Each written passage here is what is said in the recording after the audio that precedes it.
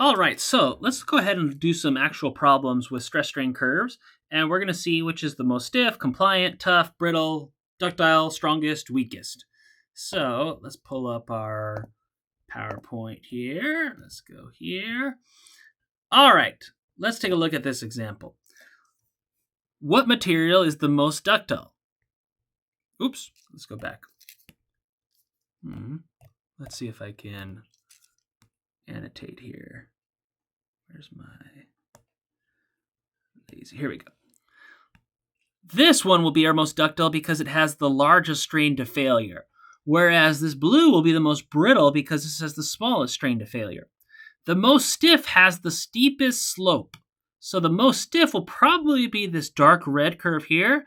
The most compliant will have the smallest slope, and that will be the black curve. The strongest is a vague term. If we're looking at yield strength, meaning where we stop being linear and we start to kind of become nonlinear, this would be our highest yield strength, and that would be our dark red. The highest ultimate tensile strength would also be, again, the largest stress value on the curve, which would be here. And the largest stress at failure would also be that dark red curve. So for the strongest, it must be that. If we're looking at toughness, that's the total area under this curve.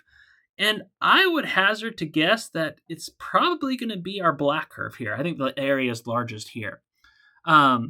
So stiffest, strongest, weakest, toughest. And I think that's it. Most brittle. Was that all that we were asked to find? Let's check. Stiffest we did.